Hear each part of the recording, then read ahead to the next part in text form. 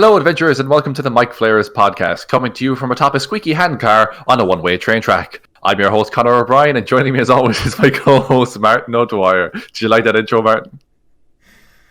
Oh man, I'm glad I didn't. I'm glad when we started recording this, I was like, you know what? Don't tell me what the intro is this week, because it'll probably be worth my reaction. I think it was right. Yeah, squeaky fucking handcars. I'm doing good, man. I'm doing good. Sorry, that kind of threw me for a loop. I thought like, oh, maybe like on a train car heading down the track, and I thought, no, what's more pathetic than a handcar? Yeah, handcar, definitely. Just you and me, man, making our way very slowly down the train track. Oh god, in grinding lurches.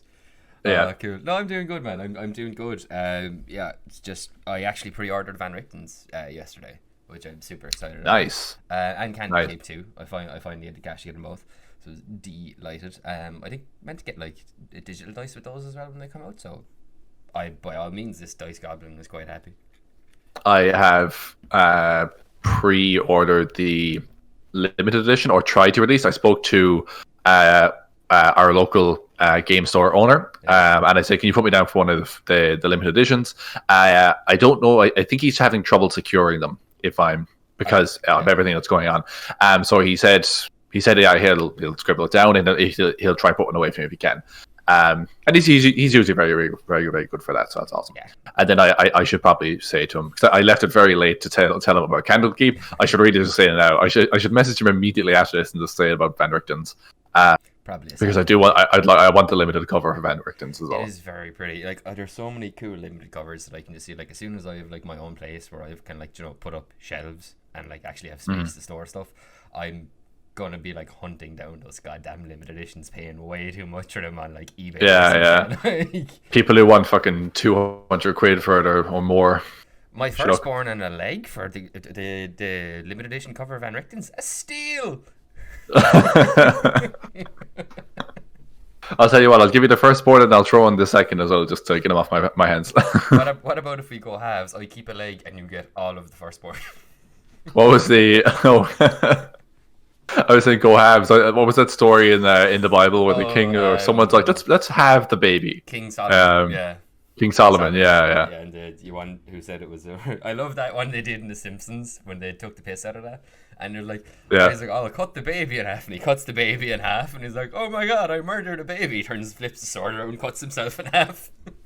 Was that not a different? I thought they did it in The Simpsons once, and two men were disputing over the ownership of a pie. So he's like, the pie will be cut in two, and the men will be sentenced to death. I will eat the pie. I think they did that. And Homer eats both halves of the pie. I think they did both, because I think it was like Dr. Hibbert was playing King Solomon, and the one I was thinking of. Okay, the one I was thinking of was Homer, and it was I think pretty sure it was Lenny and Carl fighting over a pie. Yeah. It's like a blue. Yeah. Yeah, he just nom. They do a pretty good having it. Simpsons that, you know that. They did. Lisa as Ophelia was just chef kiss. She's like, when she goes mad, she just starts cartwheeling down the table. She's like, hey, no, out the window. Out the window. Nobody out crazies Ophelia. Oh god. So Martin, there's a very good reason I had the intro that I had this week, and that's because we're going to be talking about something rather taboo in the D&D community. And that is a concept of railroading. What it is, how it happens, when it happens. Are you Satan incarnate for doing it, and so on. So, Martin, what's your perception of what railroading is? So railroading would basically be obviously it comes from the term itself comes from the idea of that your story is on rails. That there is only one direction it can go. There is no deviation, no freedom to choose. You are going from point A to point B, and no, you cannot go to C on the way. Yeah, very much so. It's very much the idea that the DM has sat down and decided that the story goes 1, 2, 3, 4, 5, and at no point can you deviate from that. When you want to go, when you're at 2 and you want to go, hey, maybe I'll go to this other side thing. The DM's like, well, actually, that just leads you to 3 because I said so. And it has, like I said, it's a term that is thrown around a lot. I think any sort of linear story or any sort, God help the DM if they plan a session, because people will throw the term railroading around like it's no tomorrow, and I don't feel like that's fair. I don't feel like it's fair to describe any sense of linear storytelling or any sense of planning as railroading. I think railroading can only really be how would you put it? Can be described in the game in the extreme. For me at least, I think that there's only railroading's really only when you go, can I do this? No. How about this? No. How about this? No. And the DM is literally going, there's one door. I know I said there's 12 doors in the room, but you can only go through door number 5, and that's what's happening. Door number 12 is the exit. Doors 1 through 11 lead to door 12. Yeah, exactly. Yeah. And yeah, I feel like it's a term that people, like I said, throw around an awful lot, and I feel like it's like the quintessential insult for a DM. Like it's like the last thing you want to be caught doing is railroading. God forbid. But again, I think railroading only really exists in the extremes, and I think people are very quick to use the term railroading when they're referring to what is a linear planned story, which isn't always a bad thing. In fact, I would encourage DMs strongly to plan their sessions. I would really encourage DMs to plan their sessions. Just make it up on the spot. It's fine. You don't need to pay attention to like 4 I've done that so much. So much of our first campaign. Like there's so many times during our first campaign, Martin, where like I just didn't get around to planning stuff during the week, but I had like a rough idea in my head, and I just fucking make it up on the spot. I pulled entire sessions out of my arse. And like there was times when you or the other lads would turn around to me and go, "That's a good session, Connor," and I'm like, "Oh, yeah, sure," because I know that I made all of that up on the spot. Yeah, and I'm like, "Oh, good, I fooled them." I feel like everybody has one of those every so often though. It's everything's gone wrong during the week. You've just got writer's block. There's nothing you can do. But you don't want to cancel the game, but you've got a couple ideas left, and you're like, "Fuck it, the players can fill in the gaps. This will be fine." Yeah, and they do. Like, to be fair, players often do fill in the gaps in your narrative. But yeah, like I was saying, I think it's perfectly fine to run. It's not so much a distinction between open world versus railroading. I think they an equally valid way of describing that is calling it either player driven campaigns or DM driven campaigns. You know, who is deciding where we go next, who is kind of, I don't know, setting your own goals, as opposed to the DM telling you, oh, the town is under attack from goblins, you know, you should probably sort those goblins out. Or one of the players going, the town's under attack by goblins. In my backstory, goblins attacked my town. I'm not going to let this happen again. I would like to set my own personal goal of attacking these and getting rid of these goblins. And I honestly, I feel like there's a lot of room for both, and just because you lean one way or the other is not a bad thing. In fact, I would probably say I lean a solid 70% in the direction of like planning my sessions and having an overarching story laid out. And I think being open to the idea of going off the rails from time to time is what you need to be comfortable with as a DM. But how would you say you break it down in your own campaign, Martin? Because I don't play in your game, so I'm not sure what your level of player freedom versus stories you've planned is. Yeah. So usually what I'll do is I like to like have say like 5 or more plot threads at any point, based on where the guys are or where they could go or like where they have been and things they've done in those areas. So like remember like yesterday I sent you a thing, and I also have like 10 land masses in my world, and I sent you a thing yesterday. It was like I have like, it's basically like a writing prompt for each of the 10 places. Like, this is happening here, this is happening here, this thing, and they're all just slightly different things that the players can get mixed up in. Like I think the very first time I actually gave them like heading into their first like proper arc, that wasn't just like, here's your intro arc, you're traveling to the big city, you're in the city now, and you're on missions now for the city watch. And I gave them 3 choices, and they picked one, and because they didn't so it was like, one was go looking for a holy relic that has gone missing during transport.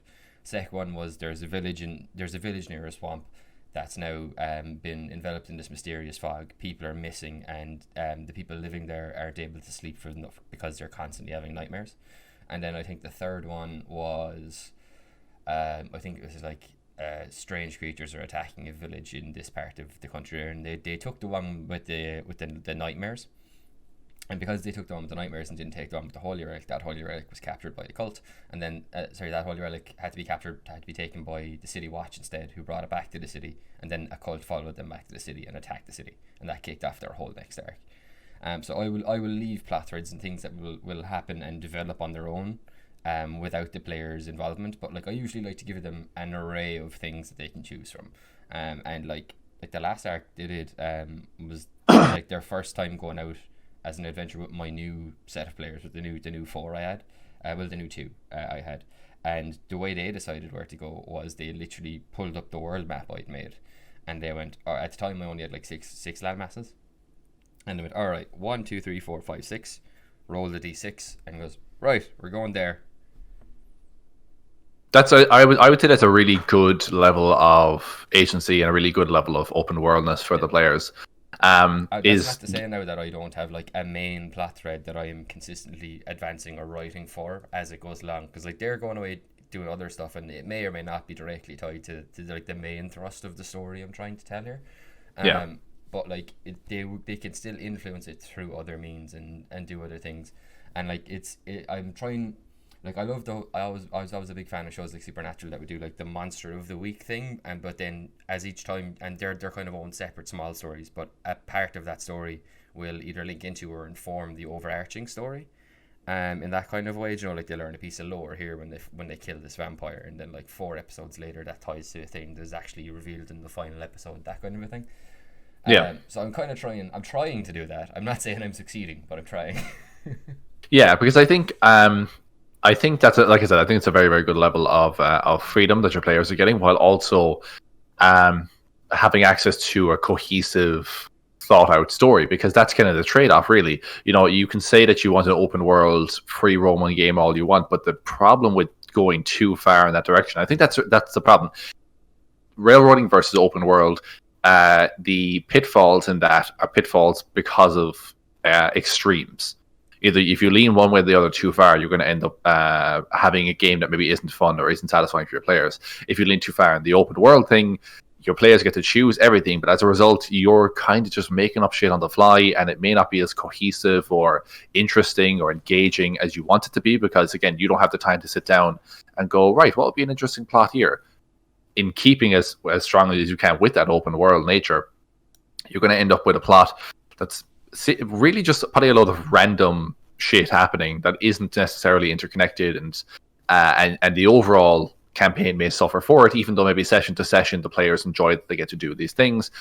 The overall campaign may suffer for it. And then the alternative to that then is, of course, if you railroad it too much and the players feel like, well, we're just going exactly where the DM tells us to go, and we don't have any freedom to deviate from that course or try to approach the problem of this big bad or something from a different angle. The big bad's in their ancient tower, and they're at the very top. How do we get to them? And we're like, oh, maybe we could fly up. And the DM's like, no, you can't do that because there's drakes flying around the castle and they'll kill you. Okay, maybe we can tunnel underground. Oh, it's all hard stone. You can't do that either. So basically, we can only attack head on. Yes, you can only attack head on. And then the story's going to suffer for that as well, regardless of how good or interesting the arc is that the DM has planned. Not giving your players the leeway or the freedom to approach things from different perspectives is going to stifle your game massively.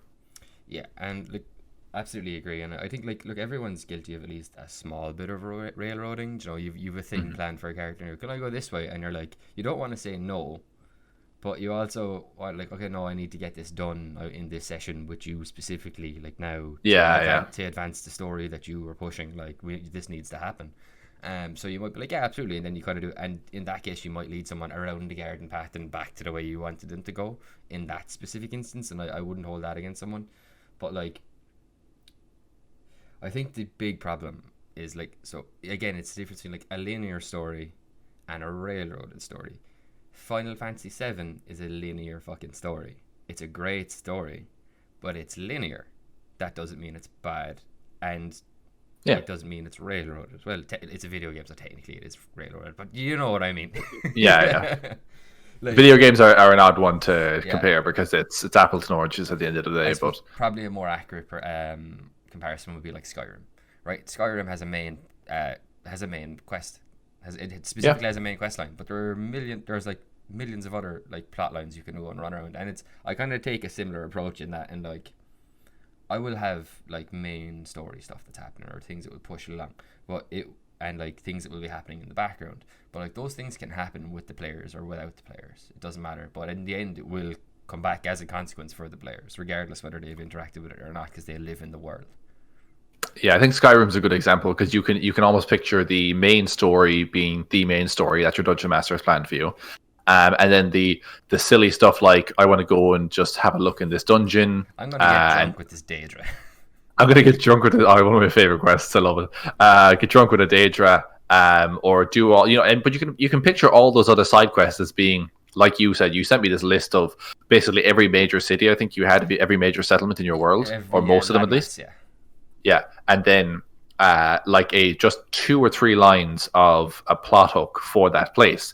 And it's not extrapolated. It's not you probably don't have the full of each of those plots planned out. Oh, no. But as soon as the player goes, there's like apparently demons appearing in this city. We should go check that out. Then cool. Next session, I'm gonna have that actually blown out properly, and then there'll be a proper arc there. And I think, but again, even that I think is a mix of the two types of DMing. You're giving the players the option to choose what quest sounds interesting to them, but then once they kind of choose a quest, you're like, cool. Again, not that you're like very rigid, things are going to go exactly this way now that you've chosen, but you probably have a story arc in mind. Oh yeah. And I think that kind of hybrid of the two is the best way to approach it. It's how I try to approach it. I often think of my main campaign for definite, but any of the active story arcs, I try to think of like Mass Effect for me.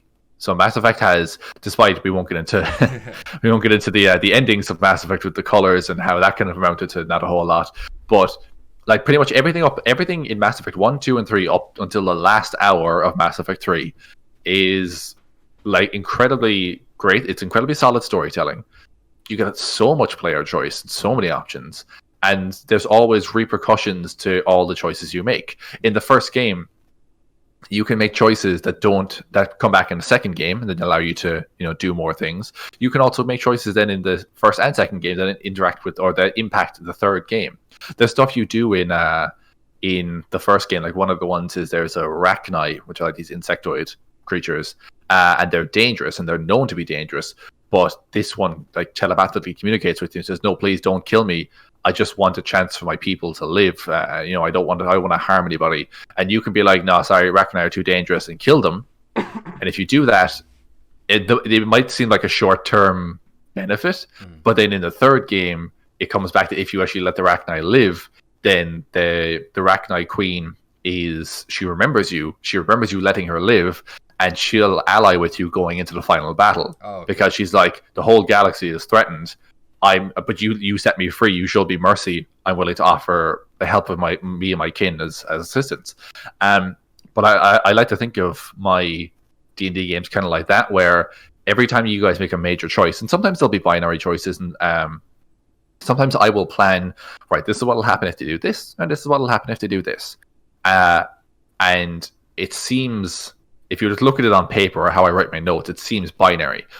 But I'm totally open to the option of you guys going, what if we tried it like a combination of this? What if we did part of this one, but then talk to this person and got them to help us? So it's kind of combining the two. I'm totally up for it. I'd never lock a player out of that, unless it was something like, what if the dragon worked with the town? Like, well, no, because the dragon's just never going to ally with the town it wants to destroy. But something like that. I feel like you can present a limited amount of options or plan them in your head, and then the players will sometimes choose an option that they feel works, or sometimes they'll go, what if we did this with this asterisk, this addendum to it that we can make it our own? And as a DM, I think you need to be willing to do that. And I always track in the background stuff that's going on. Like, I know where certain characters are and what they're doing, and why they're doing that based on how you guys have interacted with them in the world, you know? Like I often think of, like, if I was to visualize what my plot line looks like, it's not like one string going left to right. It's more like someone took a whole bundle of like rope and just threw it on the ground, and I'm like, well, these things could intersect. If they go here at this time with this person, right, well, then these two things are going to intersect.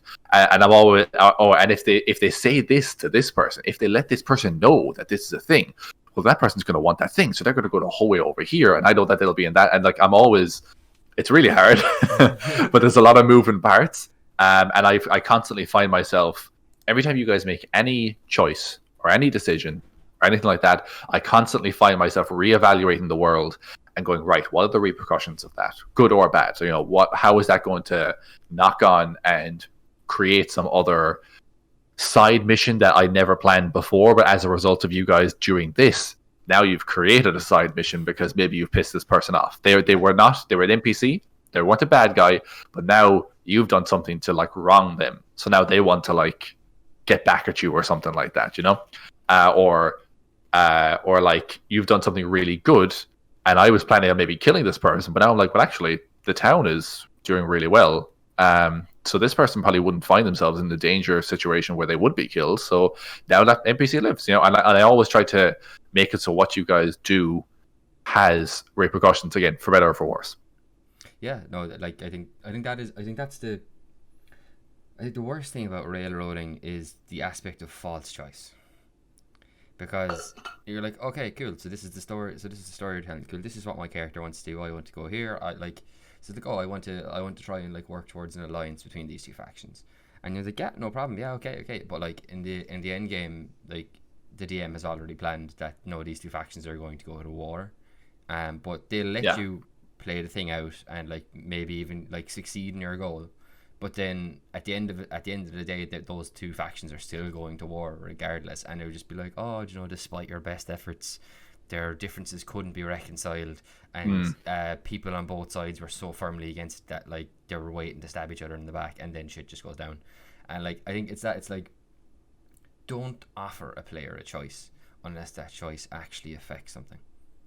I think that's where the idea of the Dungeon Master, you need to be a bit hands off. You need to not be so precious with your world and be like, look, I get that you have a story, and it's perfectly fine to go, hey, I have a beginning, middle, and end that I'm planning out. But because of what happened in the beginning, I'm actually now reconsidering the middle and end. You know, you need to be open to the idea that that things can change and don't, because again, that can be super detrimental to the story if the players have done something which, by all rights, should change the outcome, but then you just go, nah, they killed each other anyway because fuck it. Like, that's what I planned and that's what I thought was cool. But as a dungeon master, I do think that you have a certain what's the word I'm looking for? Duty, that's the word. God, man, my brain sometimes. I was listening to our podcast when I was kind of planning some of this stuff, like last week's episode, and I forgot the word lore. And then I now just forgot the word duty. I'm like, oh man, I'm having a week or 2 or 10, or about 11. But yeah, yeah, about that. But yeah, I feel like you absolutely have a duty to try and make the world. It's not just your world; it's a collective storytelling experience. Yes. And I think if you're too precious as a dungeon master, or you really want this thing to happen, sometimes it can be kind of hard to go, oh, I like that character, I didn't want them to die, but hey, that's the game, you know. And that can spur whole other, you know, interesting arcs and stuff like that. Like, I had no plans for Wabu to die in our game, but he did at like level 3. He just turned level 3, and he got hit with a lightning bolt and killed. And also Flint, actually, who was an NPC who was traveling with you. I really liked him. He was a really cool character. I really liked him, but he also got killed. And I was like, right. And actually, I think that happened. And I thought, oh, okay. In my head, I thought, right, I know you guys are near the genie, Sakir, and I thought between sessions, I thought, right, okay, maybe if you can get to Sakir, you can cut a deal with him. And I had no idea what that deal was. I had not predetermined or pre-planned that, but I'll see what they decide to try and offer Sakir. And then I know in my head he's powerful enough to bring Wabu back. And actually, you probably would have brought both of them back. But then because you guys couldn't carry 2 bodies, he decided let's give Flint a Viking burial, and you kind of just crossed his arms and sent him off into the black abyss of water of the underground lake or whatever, and he just drifted off it. And I'm like, oh, you're gonna just throw his body to the fit? Okay, yeah, that's fine. Okay, so I'm like, okay, well at this point, there's nothing I can do, but I accepted that in the moment. We were a party of 2 by then because Wabu was down, and I have to carry Wabu because no one else is carrying Wabu. Exactly. Yeah, and Arkham can barely. Oh god, like the only thing he can't carry himself. The only thing Arkham can carry is a sentence. Like, yeah, that high charisma. Yeah, not so much on the physical strength or constitution. No. So sadly, Flint had to go to the bottom of an Underdark sea. Yeah, but again, I didn't plan on that happening, but it did. And we kept when his you sword, sorry, we kept his sword, so he's technically still playing a role in the game. He is contributing in his own way, but I mean, but I mean, like, here's the thing: had I kind of, I don't know, cheaped out on that and said, oh, I don't know, if I'd fudged the roles for Flint because I really wanted him to stay alive, that would have taken agency away from not so much but from the game itself, you know, where the randomness or the tension that is created by rolling dice would have been lost because I would have just decided, oh, I don't want him to die, so he's not going to die. Or if if I had done that and just kind of forced him back in, it wouldn't have been, well, okay, in this case I don't think it would have been particularly bad, but it would have been cheap, and I don't know that it would have felt as natural. Whereas someone dying, and not because I planned it in a heroic moment, but because he just died, gives the game an element of realism. And because Wabu died, and I didn't expect Wabu to die, it ended up on this huge arc, which again, I didn't plan out. I kind of just went with things as they kind of felt naturally. Yeah. So you guys went to Sakir, and he's a water genie, and he's like, yeah, sure, I can bring your friend back, but I want you to do some jobs for me. And you guys were like, sure, we'll do the jobs. So you did the jobs, and he's like, yeah, fine, thanks for getting those artifacts or whatever. I'll bring your friend back now. He won't be totally himself, but he'll be mostly himself. And the way I brought Wabu back is that he looked as if he'd been dead for 24 hours. And he had still a lightning scar, stricken scar on his chest. And he looked kind of sickly and grey, less green, more grey. Yeah. And for that reason, then, and I told him that. I also, again, I think I didn't plan, but I told him, oh yeah, you find you're not able to dream. You have no subconscious thoughts. And in my head, the way I was justifying it is, I'm like, ooh, do you know what'd be cool if, kind of like how when Jon Snow or Beric Dondarrion is brought back, they kind of lose a bit of themselves. Yeah. Or they're not quite themselves, but they're behaving like themselves. Does that make sense? They're like, you're like a snapshot of that person. Like when Bart loses his soul in The Simpsons. Yeah, exactly. He feels empty and he feels unfulfilled. And I told Wabu a couple times that like you feel angry like all the time, and no amount of fighting or anything or killing whatever sates it. Because when he died in a fight. He died like raging in a fight, and because of that, I thought to myself, you're gonna be you can't grow, you can't advance as a person or a character, because you will always just be that second where you died, the second before the lightning hit. That will always be you. You'll be angry and amped up and in the middle of a fight, and that's what Sakir brought back. He didn't really bring back Wabu's soul. He just said, okay, body, I want you to act like the guy that you used to be, and the body will behave like Wabu and thinks like Wabu and whatever, but it isn't Wabu. It's not his soul. He had no soul in that moment when he was that undead version of himself. Yeah. And then that ended up with you guys, getting in touch with a very powerful cleric to try and bring him back. And then the true resurrection or whatever ricocheted and created a whole new body rather than putting the soul back in, because there was like this shade, this shadow of a soul already in there. So when she tried to put the soul back in his body, it ricocheted and created a whole new body with his original soul.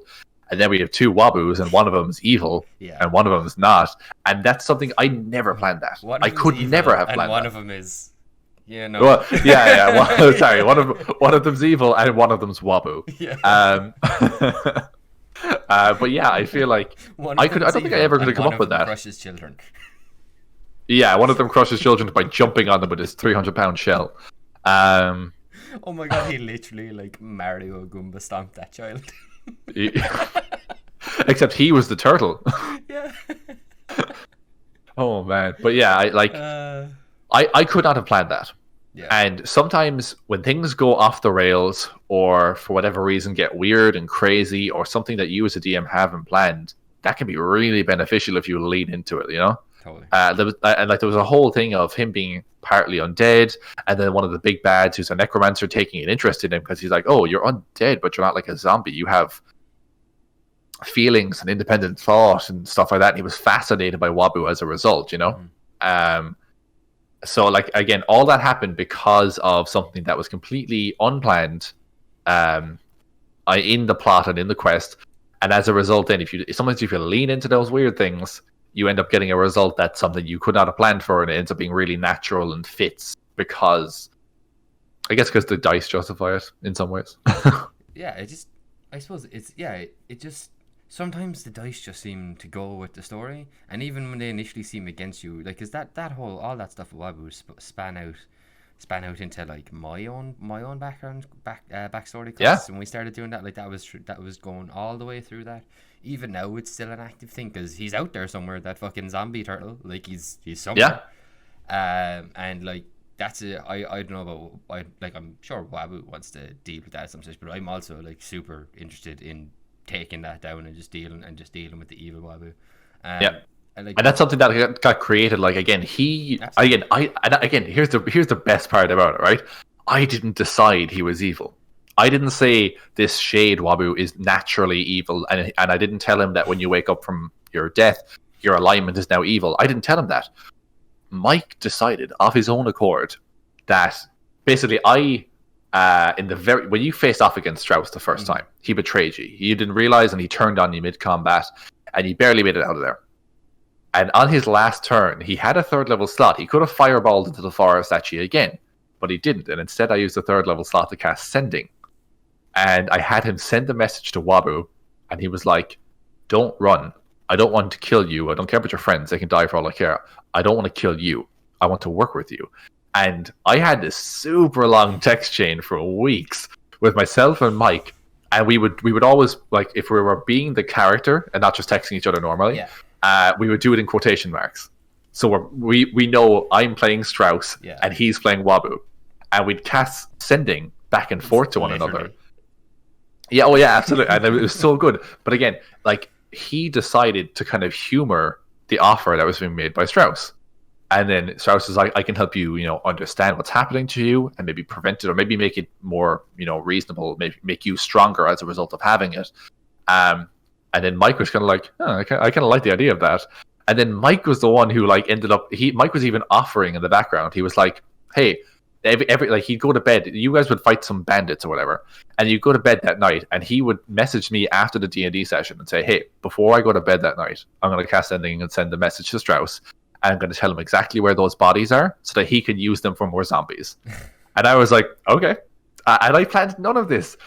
And again, if I didn't plan on one of the characters becoming evil, I said to Mike, "Look, you can keep going down this road. At a certain point, things are going to come to a head. The guys are probably going to find out what you've done. And if so, I can't stop Lug from ramming a spear through your chest, okay?" And he was like, "That's fine. I mean, if that's the way things go, that's the way things go." And I'm like, "Okay, that's fine. And we kind of just played it out. And it ended up being one of the most interesting plots because you guys had no idea that Wabu was doing all this. Mike was just texting me privately, and we would do most of it out of session. He's like, "I'll just have a conversation with him." Well, we'd end the session by saying, "You guys go to bed." And then Mike would be like, "Cool." Myself and him would text a little bit at night and maybe some the next day, and we'd have full-blown conversations about. And I'd be playing Strauss trying to cut a deal with him, and he's trying to cut a deal with me, and it ends up being this absolutely brilliant arc. But again, I didn't plan for there to be this duplicate Wabu who decided to side with the bad guy. Mike kind of did a lot of that. Part of it was the dice. Part of it was Mike just deciding of his own accord that he wants to be evil and join up with the big bad. There was also the issue of, for the first 6 months we played this campaign, Mike thought it was an evil campaign. Well, that's a whole other conversation. I told all you guys at the start of this campaign that I wanted for this to be a bit more morally ambiguous. I didn't want it to necessarily be that. I had played a lot of The Witcher, and I'm like, if you play some games or watch some movies, it's very obvious who the good guy, who the bad guys are. Like Lord of the Rings, for example, Aragorn's obviously the good guy, and Gandalf's obviously the good guy, and Sauron's bad, and orcs are bad. But if you play The Witcher, even the people that are good aren't entirely good, and even the people that are bad maybe have a bit of a point to why they're so bad. And I wanted a bit more of that. I wanted to muddy the waters a little bit. But Mike took that to mean that morally ambiguous means, oh, evil campaign, cool. So he was playing for a good 6 months, thinking, oh, we're playing an evil campaign, and he said it to us once, and I'm like, what? Mike, this isn't an evil campaign. And he's like, but you said, you want us to kind of be a bit less good. I'm like, less good does not mean evil. Yeah. Yeah. I took that as like, oh yeah, I'm just going to be like, I'm not a straight up hero, but like, I just like a person, just like a soldier, like, is how I took it. He took it as like, nah, I'm evil. I hate humans. I hate all humans. Even the people I'm traveling with. Should I? That's all I want to say now. I don't know if I'm spoiling. I won't say it. Because it might come up in the story, depending on where you guys go next. But like, he's done some pretty questionable things. Because, okay, one thing you know about already, in like the second session, you guys were traveling from the town you started in to the town of Rune. And when you were ambushed by some elven rebels on the road, because elves don't like humans in my world. So the rest of you fought, and the civilians who took cover. And Wabu was like, he was just like skipping his turn. He was just like, I like elves. I don't know why I would fight these people. And I'm like, well, they're kind of shooting at the other people with you. And he's like, yeah, but they're all humans. I don't necessarily care for them. And I'm like, okay. And then as a result, Sarayan, who was the blacksmith in the town you started in, she was with you. She got an arrow to the stomach and got injured. And her husband and daughter were also traveling with you. And the daughter's like, oh no, mommy. And then the other fella is like, oh my God, my wife. And she lives in the end, but it was close. And I'm like, and then only then was he kind of like, oh, maybe it's not okay to let this mother die in front of her fucking 4-year-old or whatever. I was also getting riddled with arrows at the time, and I really didn't appreciate the skip attack. Oh yeah. Man. But yeah, I like, again, these are all things that like happened. Okay, well, maybe not Mike misunderstanding the alignment of the game, that happened naturally, to be fair. It did. I don't know if it's what we're talking about necessarily with railroading, but no, that's just a mistake. Yeah, that was. You've been called out, Mike. That was just a mistake. But yeah, okay. Let's get back on it. We were on a bit of a tangent there, but to get back on it, as a result of like a dice roll that I didn't plan, two characters dying that I didn't plan on dying. And then like a bunch of, I don't know, other things that I kind of reacted to. And that could be the fun, actually, honestly. But all this happened like pretty naturally and unplanned. And that actually made the campaign way more meaty, I thought, There was way more going on. And like it inspired me as a dungeon master to throw these extra curveballs at you guys because of the consequences. I wasn't about to just let him die and come back with no consequences. There was very real consequences to him being dead, and people were kind of looking at him like, that guy looks sick as hell, and not in a cool way. That guy looks like he's going to keel over any minute. That dude looks rad. Yeah. It's just, I think there's a lot to be said for dungeon masters to take a step back, by all means have a structure and definitely plan your sessions. Dear God, plan your sessions. I'm terrible for it myself. Plan your sessions and take good notes. But yeah, I feel like you could, I had a thing I wanted to say earlier in the week actually about this. There's kind of like 3 pillars to good DMing, I think. There's a lot more to DMing as well, but these are the 3 I find that can be really important. Is good planning, which is not to be mistaken with railroading. Improv, which can fill in the gaps and buff out a story of a game. And notes. The last 3 points are all notes. Because take good notes. Write notes beforehand, write notes afterwards. That's just a little side thing. But the other side of that then is, I feel like it's solid. Not even solid. A very fluid story where you have a beginning, middle, and end of an arc planned. You know who the bad guy is. You know what's going on in the world. You kind of just let things happen and then see how the players react, and then see what they do. What do they gravitate towards? If put choices in front of them, let them go where they want to go. Tell them a little bit about it. Like the very first thing we did at the end of session 1 for this campaign was you guys got out of this town that was overrun by zombies, and I said, okay, or you guys know, and then also the characters, the NPCs with you, tell you that these 3 towns are the 3 nearest towns to us. Mm-hmm. They're all about equidistant away, and from the knowledge these people gave to you, I gave you a little bit of a breakdown of what each town is like. And I said, okay, there's this big city called Temerai. It's very heavily populated. There's a mages college, a lyceum there of arcane learning. That's one place you can go. That's south. You can go kind of to the east, and you'll get to Basto. Basto is a big mining town. It's heavily fortified in the mountains. It's not as big as Temerai, but it's fairly big. And then there's a town called Rune, which is up in the top northeast or northwest corner of the country. It's kind of out of the way. It's a smaller town, but it has this. It's safe and stuff because it has this stone that repels evil things or evil creatures. So that's how they managed to stay safe up in the hills, kind of out of the way by themselves. And I had I had plans. I knew what I was going to do. Should you go to each of these towns, kind of like what you did with your list of plot hooks, I knew there was stuff going on in each of those towns that like you guys could go any which way and I'd be fine with it. And I gave you that choice, and said which of these places would you like to go? Because you're kind of you don't have many supplies, no weapons. You're at a severe disadvantage. You got to get somewhere that you can gear up and stuff like that, which might be a little bit linear from the point of I only gave you 3 options to go with. I don't know about that now. Like I wouldn't necessarily call that linear, to be honest. It's like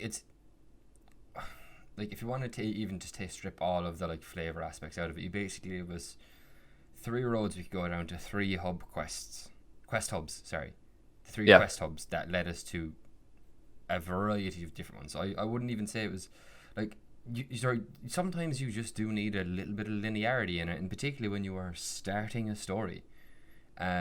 If you're just getting into it, like people still like I know for a fact by that session I wasn't settled on what kind of a character I was, even though I'm playing a character that I played previously. I'm still playing a different version of that character. So by that session now I have a solid idea on what I wouldn't do and all that kind of stuff. But like for something like that, I think that was absolutely the right thing to do, and like it felt very much down to us. It felt like, if anything, it felt like I kind of pushed the decision to go to Rune there. Like I was the one who was like, yeah, let's go to Rune, we'll do it, let's go to Rune, and everyone else just kind of like, yeah, okay, fine, yeah. Like, I wouldn't like. You give us 3 options. I wouldn't call that necessarily linear. Now, like if there was 3 options and 2 of the options were those dead end choices, and that like, yeah, you can go to this city, but when you get to the city, something in that city is going to end up dragging you back to the city I want you to go to, which is Rune. Then that's where the issue arises. But like I think when you give people 3 options and each option is distinct and offers its own differences and offers its own benefits and pros and cons is what I was looking for. Benefits and disadvantages. Jesus Christ, Martin. Benefits and disadvantages. Like I think that's like, as long as the choices you were giving people are real choices, I think you're fine. Yeah, I had like very distinct, very different options for each of them. Like for example, when you went to Ruin, you found out that the stone had stopped working. There was some Shadowfell influence that was happening in the town with some monsters. We talked about it last week, and stuff like that. And like if you had gone to any of the other towns, that's absolutely not the case of what you would have found. Yeah. For example, you're in Temerai now. The stuff you're doing now in Temerai, I would have been doing similar stuff had you gone there initially. Had you decided, let's go to Temerai, you would have gone there and you would have been, it probably wouldn't have panned out the same way because I didn't have it pre-planned. Yeah. I knew the hook, but you would have been doing similar things of people are having bad dreams here, and the town is. I want something very magical in nature for Temerai. I went for something that's a bit more small town, kind of westerny, like there's bandits and stuff like that. You got to defend the town from. I won't tell you anything about Basto because that's still open ended. You could still go there. But yeah, I'm curious. Is there ever any time in this campaign or the previous one where you felt like I did railroad you, where I was like, where you maybe wanted to try something or go a different way, and I was like, kind of nudging you, go, no, I need you to go here. I'm not laughing because that happened. I'm laughing because, to be honest, most of the time the opposite happened. Like, I have a very distinct memory of, like, after a session, I can't remember the name of the place. Or I think it might have been in Australia in campaign 1. But we went to the castle. We went to this castle, and there were cannons outside pointed at the walls so that we could, like, not shoot in the door of the castle. But, like, we were standing in front of the doors. And that was in what was it called? It was where it was the city of Cordwell. Cordwell, yeah. It was where we saw robots for the first time. Yeah. I distinctly remember being in front of the door and being like, okay, we got this, and this. We've got ropes. We've got all these things, and the cannons are pointed at all. So like we could shoot the doors open with the cannons. And then I was like, oh wait, hang on. Is there anything around? He's like, oh yeah, there's a window about 30 feet up from you here. And I was like, 30 feet up, and you were like, yeah, 30 feet up. And I was like, awesome. I turn into mist and reappear on the windowsill, and I'm gonna go walk in the window and open up the gates for all of us. And you were like, yeah, you can do that. Yeah, I can't remember. I think maybe I'd planned on you guys using the cannons. I think you to said, blast over the door. That's how I knew. I think that's how I know you said afterwards, after the session was over. Okay. I was, you could have blown in the doors of the cannons. That's why they were pointing at the walls. And I was like, oh. Yeah, again, that in that moment, that was very early on in my DMing career, but you need to be hands off sometimes. You need to be like, even if you, and again, it's why sometimes it can be a pain when you spend hours planning something, and then the players go, "What if we just did this? So what if we went around it?" And you're like, "Yeah, no, you can. You can go. Yeah, you. I mean, you got legs. You can walk around that. That's." Okay, cool. I guess I'll move on to the next page of my notes. I had a situation very similar to that in not this week's game, but the week previous's game that I DM'd. So the guys had just finished the boss battle. They're now making their trek back to the city that they left from. They're basically returning home, like turning in the quest, finish off the mission, getting their rewards. Yeah. And as part of the journey, I had put a Fomorian in their path in one of the areas, and I threw it in there as a combat encounter. Fully expected them to deal with it as a combat encounter, because I think that would be their first. That'd be their first living giant they were encountering. Right. Okay. Yeah. And Fomorians are big and cool looking and fucking weird. And I was like, oh, good, I'll get to use this. And they have that curse ability. Yes. I was like, oh, I'm gonna deform some party members today.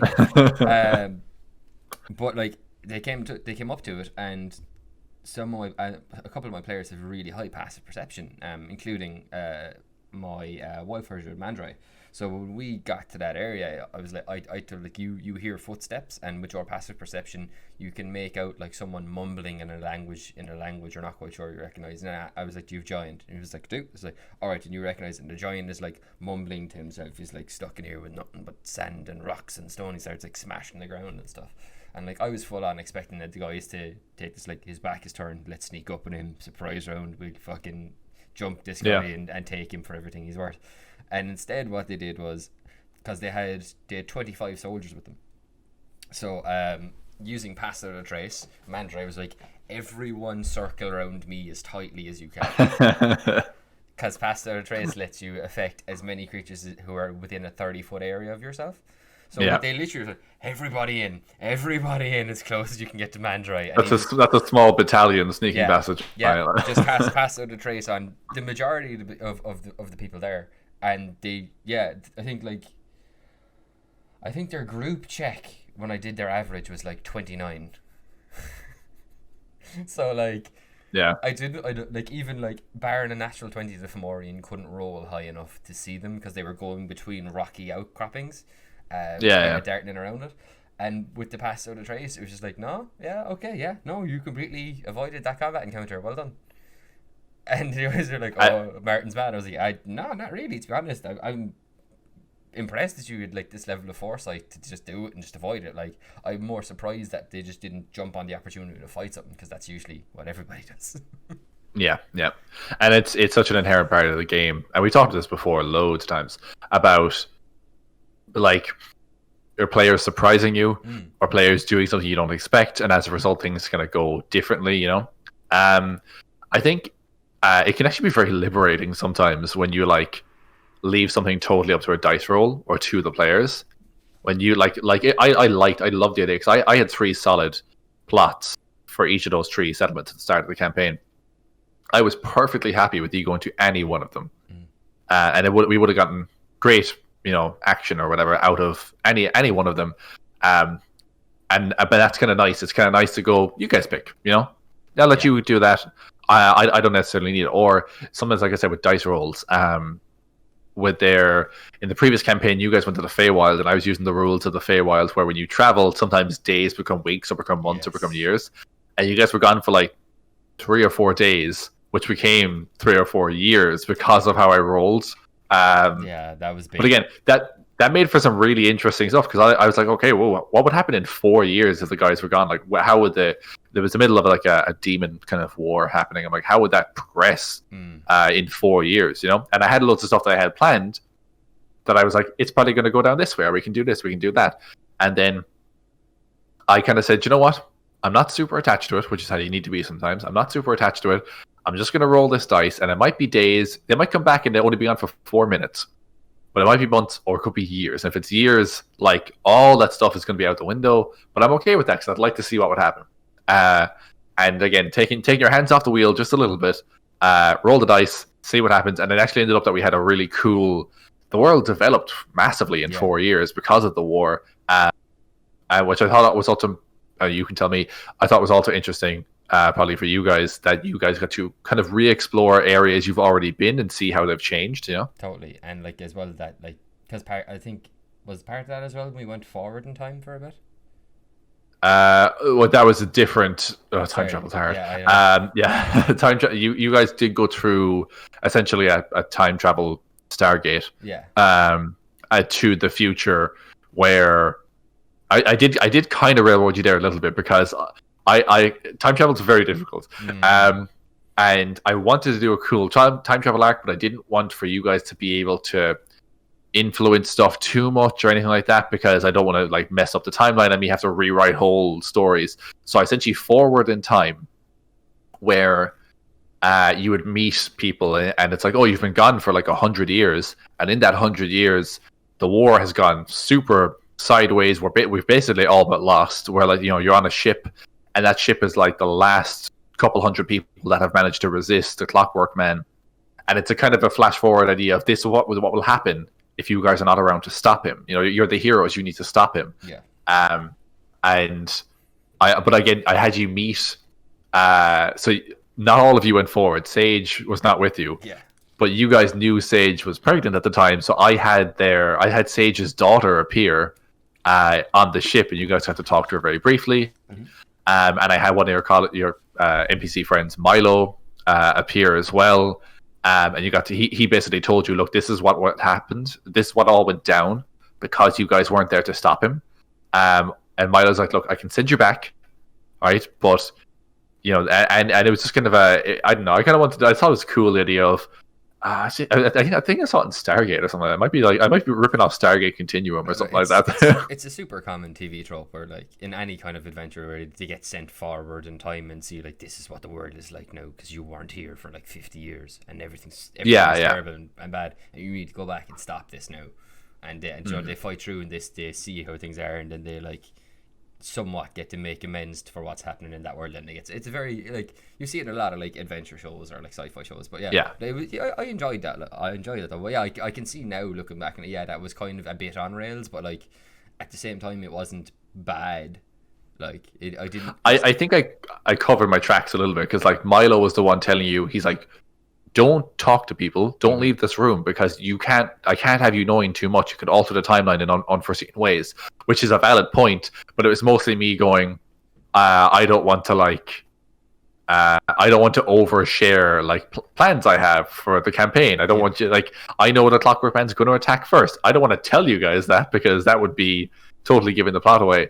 But again, I like to think that if he had done that, if he had gone, nah, fuck you, Connor, I'm going to go and talk to this NPC, that I would have played along and I would have been like, all right, look, I gave you the warning, but that's all I can do. Yeah, and like I think the important thing with I think where a lot of railroading concerns come from is that your players asked to do something and you either don't have it prepared or you don't know how it would work, and because of that, the gut instinct is panic and just go, no, it doesn't work. Sorry, come up with an idea, come up with an excuse for it not to work. And I think like you can get so much more value out of things if you just lean into it instead, and you can either go, yeah, let's do that. I don't have that prep right now, but we can come back to that next week and I'll have something awesome ready. Or you just go for it and trust your improv. Like I talked about this before, but like that, I had a session planned for a party that was supposed to be like tail the target to an area, wait for him to finish what he was doing in that area, follow him back out, capture him, then interrogate him, and they instead turned that into an Ocean's 11 movie. Yeah, and like, and again, you let them, and that and the campaign benefited for it, you know. Oh, yeah, like. As soon like I wasn't sure how to run a heist. I absolutely was not sure how to run a heist. But did it sound like an absolutely huge amount of fun and exactly what D&D is made for? It was like, yeah, absolutely. You can run if you want to Ocean's 11 this dude and like kidnap a cult member like he's the winnings from a Las Vegas casino. You go for it. You have the skills. I can't remember if I made this joke the last time we discussed this, but you're quoting Ocean's 11 as the heist movie, but this also took place in the ocean because it was an underwater sea elf city, and I can't remember if I made that joke last time, but if not, there it is. So you know the way when I take notes for your campaign, like if we're one session, I'd give it like a stupid funny joke name based on what happens, so I know what happens. I do that for my own DM notes as well, so that one is called Ocean's 11. Oh, nice. So good. Oh, I love it. Yeah. It's almost on the exact same letters as well, which is brilliant. Yeah, that's really good. And again, your campaign benefited for it. You know, you let the players do what. Again, so sometimes you don't like it. I think honestly, personally, I like when a campaign has a solid beginning, middle, and end. Yeah. And the DM is perfectly entitled to go, here's your objective.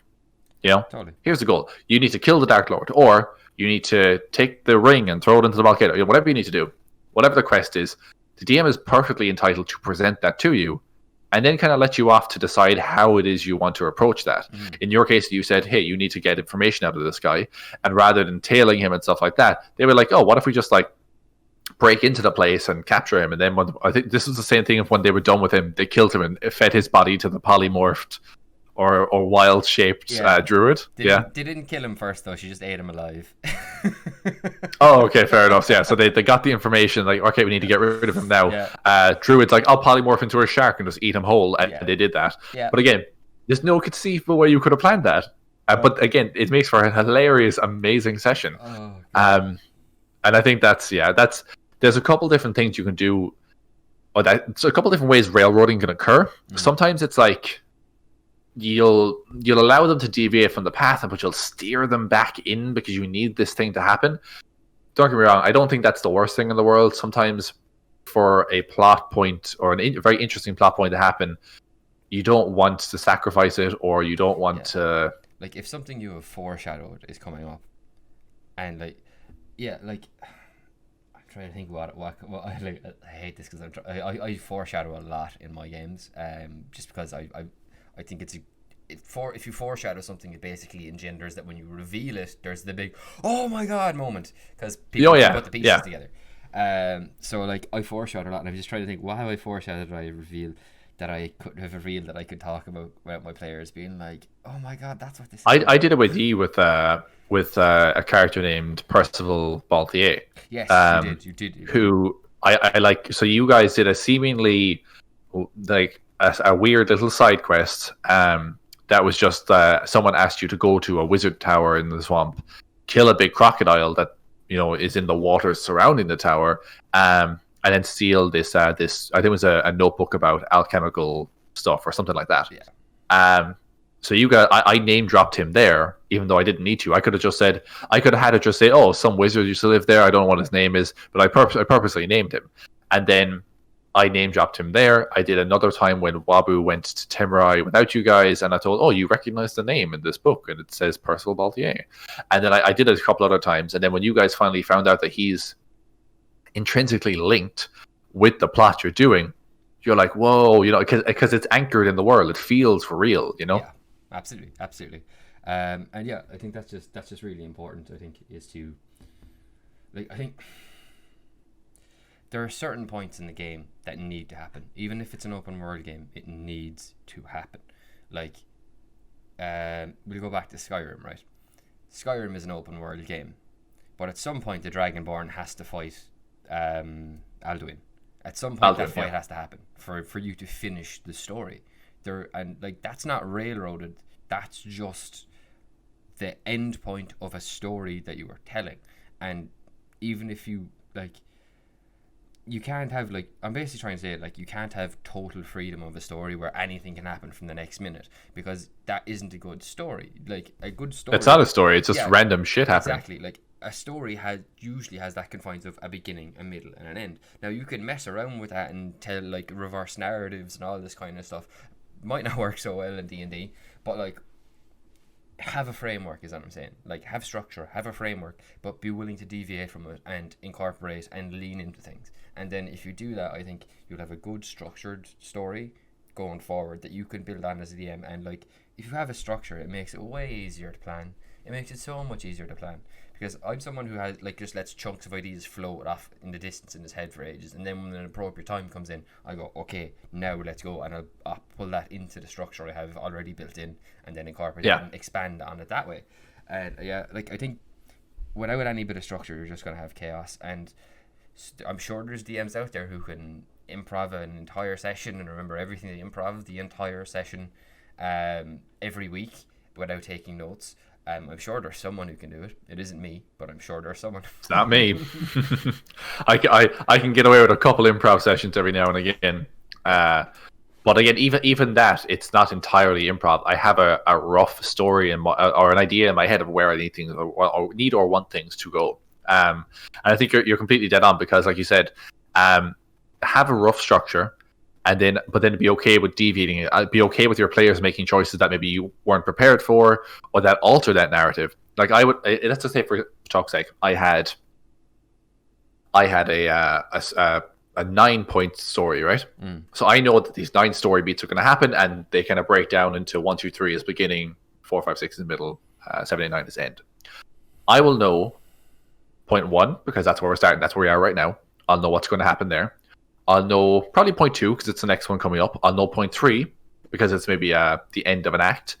I'll know point 6 and I'll know point 9. Because they're far off. I'll have a rough structure, and I will not write them down, or maybe I will, but I'll scribble down rough notes. Yeah. I will constantly reevaluate after each plot point the choices the players have made. Would these choices impact what's to come? You know, like if I thought to myself, for talk's sake, if you guys had killed the Wabu, the evil Wabu, when you fought him and Strauss, I'm not going to bring him back later. Of course, he's dead. He survived, so I'm like, cool. I can use that later on because of how things went in the story. Choices you guys make, well, like what I'll do is after each session, I'll kind of think, right, where is everybody in the world? What are they doing?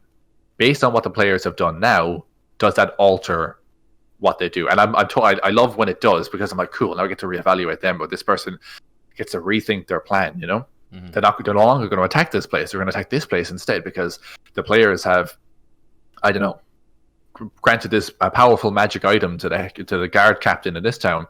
They know there's no way that the big bad's going to mess with that town now, but they might mess with the next town over as a result, and I'm going to have it happen there. And things, it's like I said, it's D&D is collaborative storytelling. Yeah, absolutely. And if you lean either way too much, like I said earlier, if you lean way too much into the open world side of it, then the players are kind of pushing everything, which is nice, and the freedom is nice, but it's going to have it's 4 or 5 people doing random shit that is not going to come together into a cohesive story. So if you like just rolling dice and killing things and raiding dungeons and stuff, I think the open world thing is good for you, and you'll have a good time with that. If you like solid story, you're going to want to lean more towards the DM having a planned story that you can interact with and make your own. But like it has downfalls.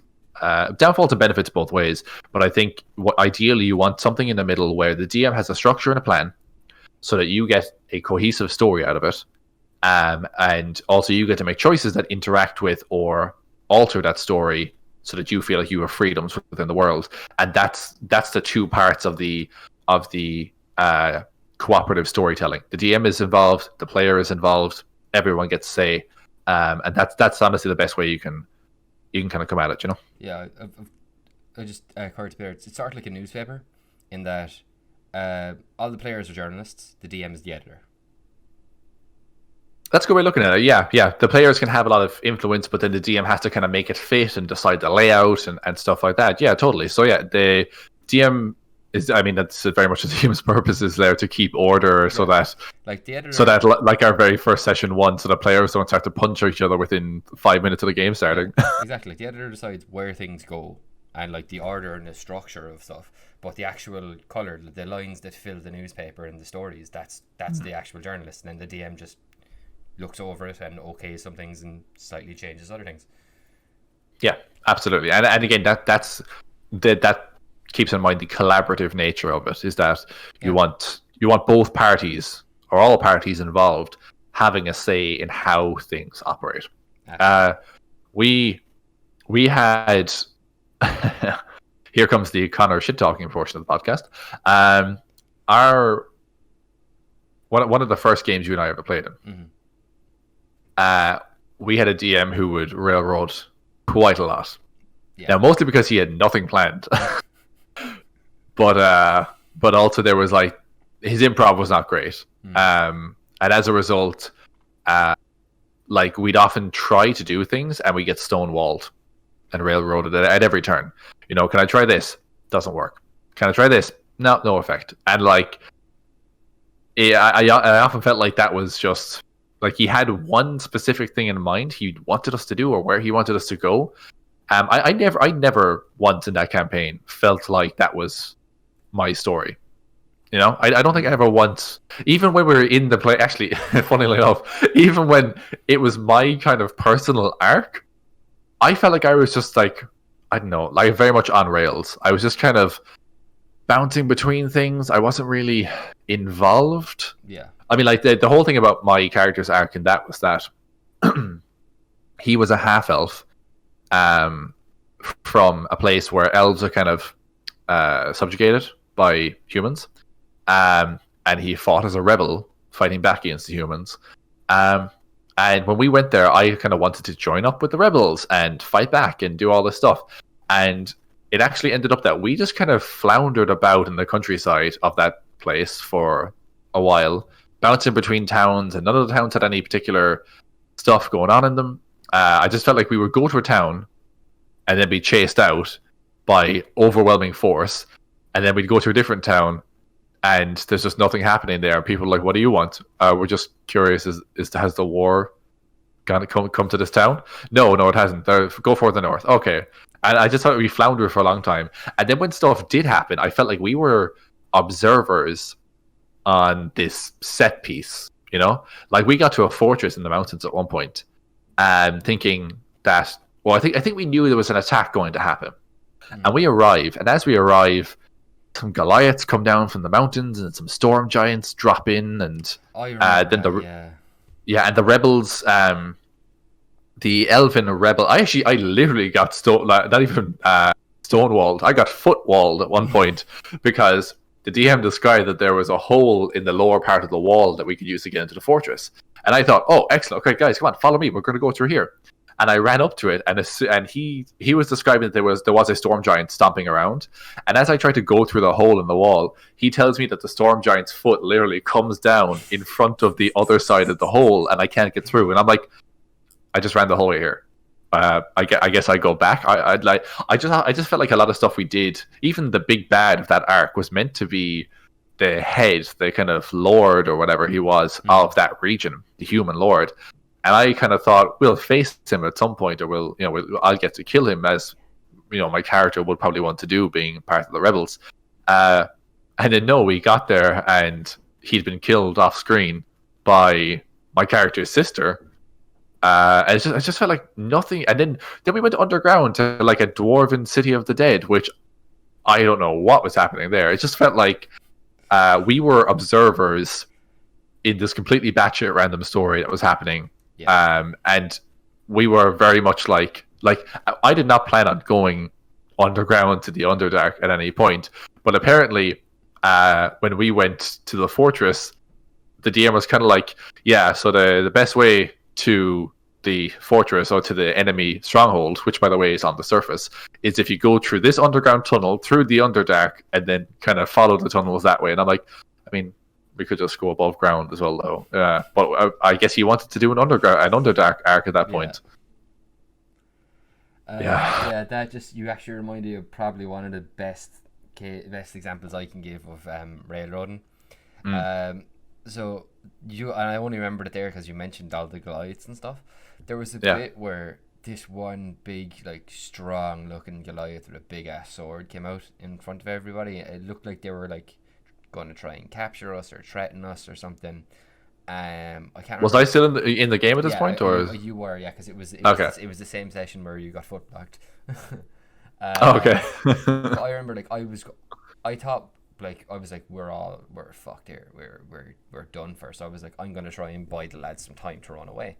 So I was like, my character walks up and meets the guy in the middle of the thing, and I was like, I'm gonna challenge him to a 1-on-1 fight to give the guys time. And the DM was like, you don't want to do that. And I was like, what do you mean? And he was like, he's really strong. And I was like, all right, cool. I was like, I'm going to take out my water skin that I had poured a potion of frost giant strength into, and I'm going to offer him a drink. And when he doesn't take the drink that I offer him, I'm going to drink my frost giant potion, and I'm going to kick the shit out of him. And, like, he was like, he's got like 28 strength. And I was like, okay, I can still fight him though. Yeah, he was like, do you wanna? And I was like, what I'm getting here, I don't remember this, if I'm being honest. I vague memories, because a lot of that stuff, we played long sessions back then and a lot of it blurred together and stuff like that. Played for like 5-6 hours easily every day. Oh, every time, yeah. Every session was at least 5 hours. Some of them went out like up as far as 8. So a lot of it was just like blending together. I think we started at like 10 o'clock at night. We played till like 5 in the morning one time. That was absolutely ridiculous. We definitely done ones where we came. It was great, like 2-3 in the morning finishing off. Yeah. But yeah, that like I said, that's kind of a hazy one for me. I don't totally remember that, but what I'm getting from the story is the DM did not have a stat block / encounter planned, and couldn't improv it in the moment, you know? Yeah. But like, I was like, surely, because in my head I was like, oh, grand, even if I lose the fight and he like knocks me unconscious and takes me prisoner, the rest of the lads can get away. Like, that gives them time to get away. Like, that's what I was trying to do. And like, was it a dumb idea for my character to do that? Probably, yeah. But it was my dumb idea. And even if I didn't want to get killed, like, even if he didn't kill me, he could, like, and if he did a stat block, and if he did have like 28 strength, because he was like a storm giant Goliath or whatever, like, he could have just knocked me unconscious, left me to the side, been like pathetic, and then walked on and got the rest of us. Like, that's the way I would have done it if my player was like, and I was like, you're gonna lose. Like, I wouldn't have been like, if a player comes to me and was like, I want to fight this guy and give our guys time. I want to challenge him to a 1-on-1 duel and give our party time to run away. I'd be like, yeah, absolutely, you can do that and go through. And I was like, just like, even if it wasn't part of my plan, I'd be like, okay, yeah, just given who this character is and how I've described him and the situation I've created for him to appear in, he should be ready for a fight and be more than willing to take you down. And like, it might not kill you, it might just capture you, but that leads into a whole new avenue of stories. Then they have to get you back somehow. What happens to you when you're captured? Yeah, you could have subbed in a different player character while Lug is captured. You could have been playing someone else, and it could have been a lot more interesting. But the whole, oh god, that whole campaign, man. I think it was literally like, I'll drink the frost giant strength. It's like, he's got like 28 strength, man. Which, by the way, for a humanoid, no. Because humanoids cannot have higher than 20 strength on any stat block. Only monsters can have between 20 and they cap out at 30 then. So unless that guy was wearing like a belt of storm giant strength or something like that, which would make it 29. Yeah, someday. But yeah, it's just, there was a lot of stuff like that where we wanted to do things. I felt like we spent so much time in that campaign just doing nothing. Just like, again, floundering about.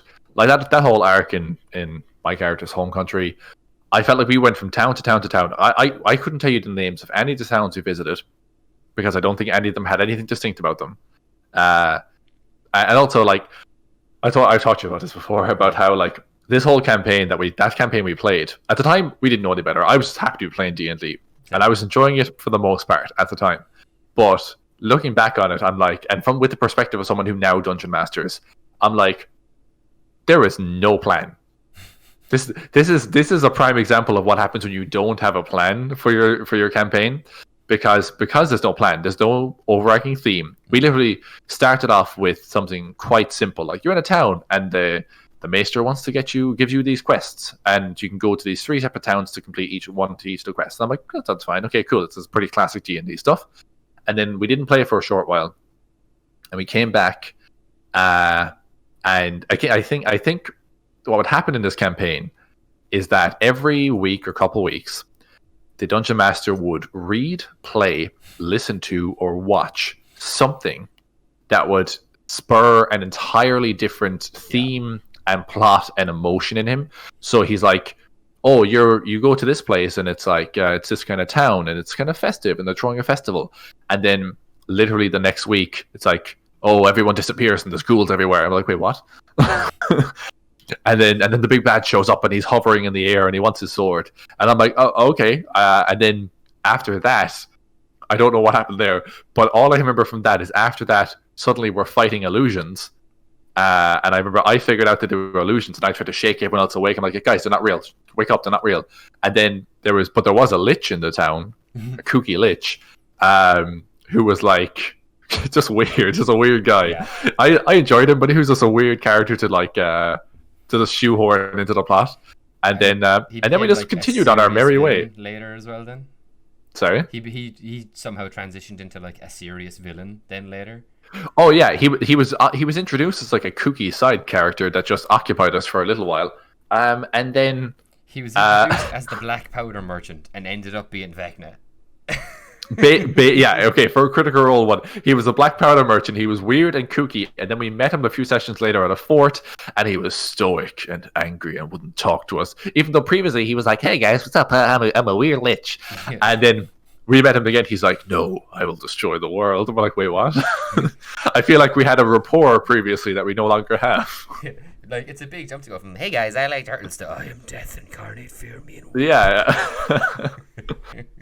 But Martin. Yes, Connor. That's all the time we have today. Man, feels like we just shot all the way down the rails to the end, doesn't it? I had a specific idea in mind for the end of this podcast, and now we're here, and you don't have any say in it. Okay, fair enough. You're the DM.